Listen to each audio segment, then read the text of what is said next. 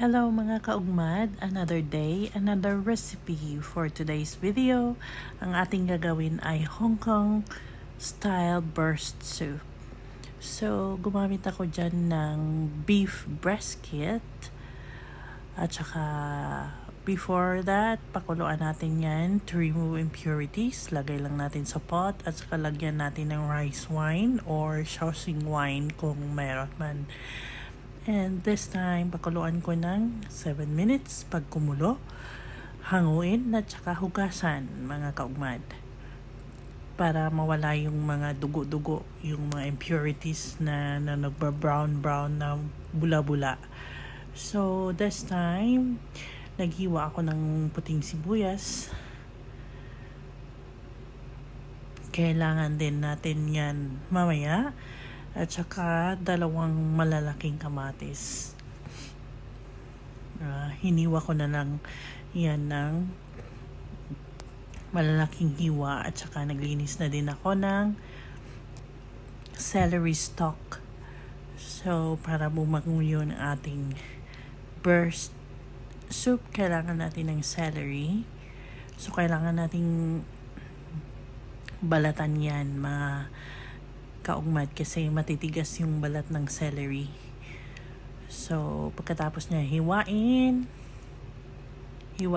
lang yan. Hiwa.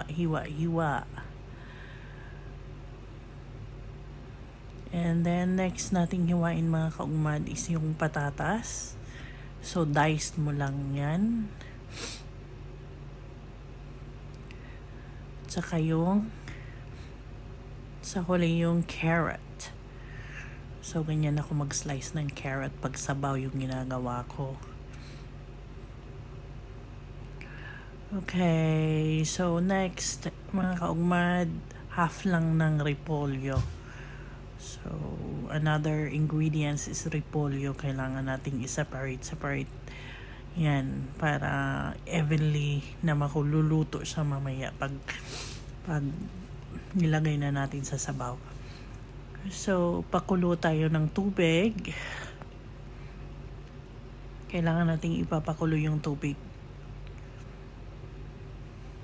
And on the other side naman, magpiprito tayo ng ating patatas at saka carrots.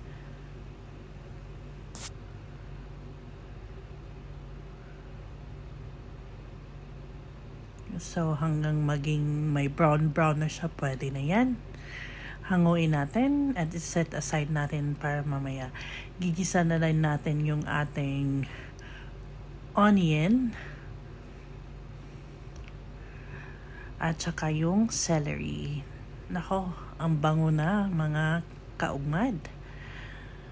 Gisa-gisa lang natin, halo-haloin. At saka ilagay na natin yung ating karne na baka kanina na pinakuluan natin. So, okay na yan. Transfer na natin yan sa ating kumukulong tubig sa kabilang pot. At saka, dito, inihiniwalay ko yung pagisa ko ng kamatis kasi gusto ko yung pagisa ko ng kamatis maging brown siya at hindi siya watery.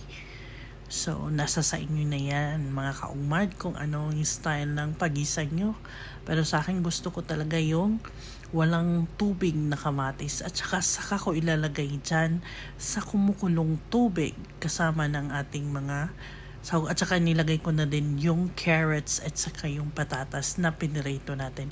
Nilagyan ko yan ng 3 bay leaf para mas lalong bumango ang ating sabaw. At pakuluan natin yan mga kaugmad ng 90 minutes.